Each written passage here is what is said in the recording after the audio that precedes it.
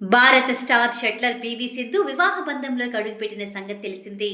తన మిత్రుడు ఫోర్సెటెక్స్ టెక్నాలజీ సంస్థ ఎగ్జిక్యూటివ్ డైరెక్టర్ వెంకట దత్త సాయిని పెళ్లి చేసుకుంది.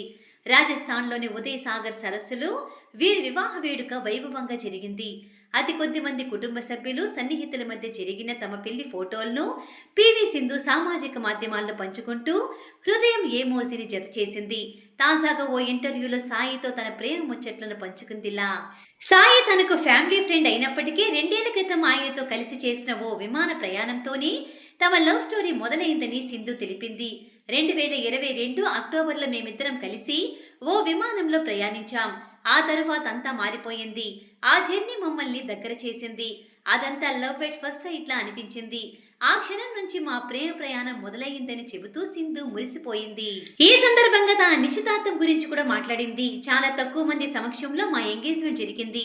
మా జీవితంలో ముఖ్యమైన ఘట్టాన్ని మేము గ్రాండ్గా చేసుకోవాలనుకోలేదు. మేము నమ్మిన వ్యక్తుల మధ్య సెలబ్రేట్ చేసుకోవాలనుకున్నాం. అది చాలా భావోద్వేగభరిత క్షణం, ఎప్పటికీ గుర్తుండిపోయే జ్ఞాపకమని సింధు ఇంటర్వ్యూలో తెలిపింది. పెళ్లి తేదీ విషయంలోనూ తామిద్దరం చాలా ఆలోచించి ఒక నిర్ణయానికి వచ్చామని ఆ స్టార్ షట్లర్ తెలిపింది. బిజీ షెడ్యూల్ ఉన్నప్పటికీ తమ వివాహాన్ని ఉత్తమంగా ప్లాన్ చేసుకున్నామని పేర్కొంది. డిసెంబర్ 22న వీరి వివాహం ఘనంగా జరిగింది.